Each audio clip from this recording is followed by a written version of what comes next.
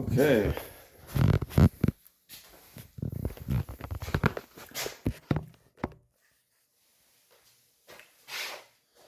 don't know if that does a good job explaining. Let's see.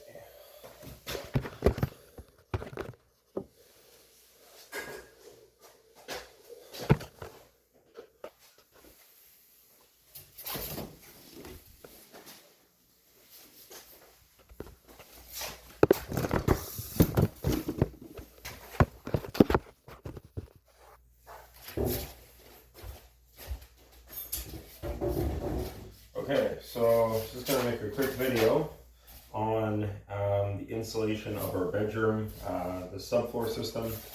This product is new on the market. It is the Dricore insulated subfloor. It's called Insul-Armor.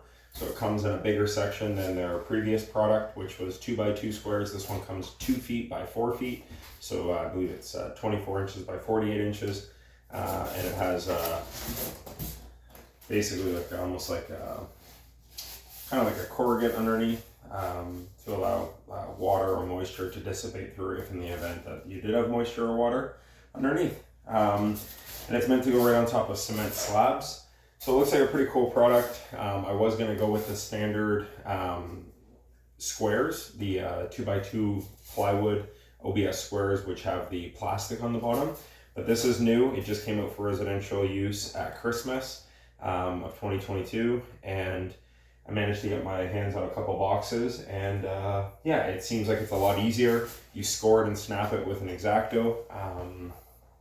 Measure out everything and you basically just stagger it. So I've never done it before, so there's not a lot of install videos on it because it's a fairly new product in Canada and in the US. I believe it's been used as like a commercial application for a while on like in 4x8 sheets, so a much larger application. So now this is more for like a DIY for someone doing their basement, or in this case our old cabin foundation.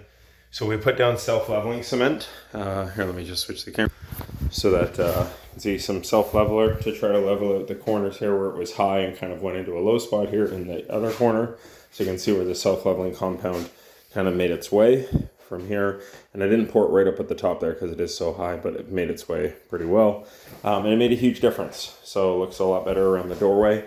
It's not going to be such a big step down. I think it only brought it up like you're talking, fractions, right? So a couple millimeters here and there, 1/4 of a centimeter here, but it does make a big difference, and I can actually feel it. It feels just like a better transition walking around in here. But yeah, this product, I'll just show you a picture of the box real quick. This is what it is: Insul-Armor Premium Subfloor. It says it's moisture resistant, moldy resistant, mildew protectant, 25-year warranty. I don't know, 10 panels in a box, so it does 80 square feet a box. This room's just over 100 square feet, so I'll need like a box and a bit. But that's okay. I'll probably use the panels somewhere else in the future. But they weren't cheap. They were probably around the exact equivalent, if not a couple bucks more than doing the wooden product, the 2x2 squares. But this looks really, really effortless. The boxes are super light. The product is extremely light.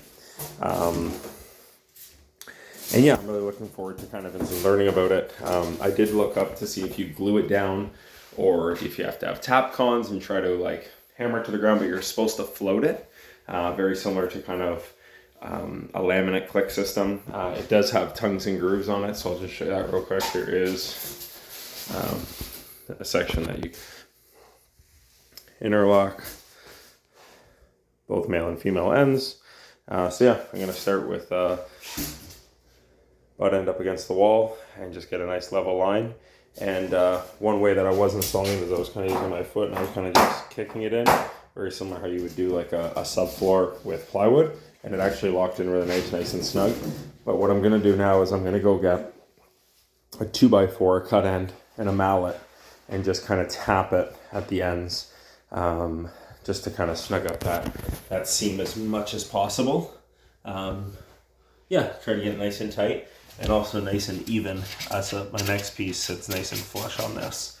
So that's my plan, and I'm sticking to it. And I've added, yeah, I got enough room for expansion, which it says doesn't actually have really great install instructions. It's pretty much everything that comes on the box, but it does say, just like any product, to allow a little bit of a gap around your perimeter. I can't remember what the exact measurement is, but you know, a gap is a gap. And it is foam, so I don't see it expanding and contracting too much. Yeah, so yeah, I'm gonna get at this, and hopefully it goes quick, and yeah, quick and painless. Stagger it is what one thing I've read online is to stagger it, and just like any install, to create strength, I've always heard from people to stagger your joints. So that's what I'm gonna do.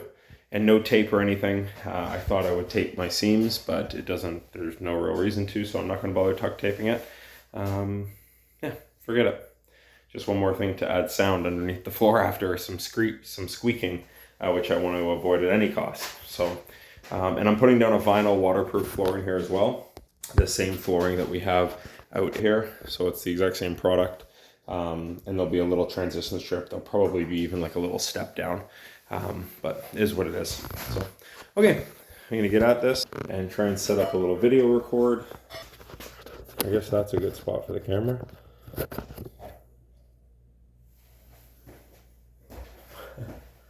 Yeah. So nothing here. Anything else I should say on the video, Andrew?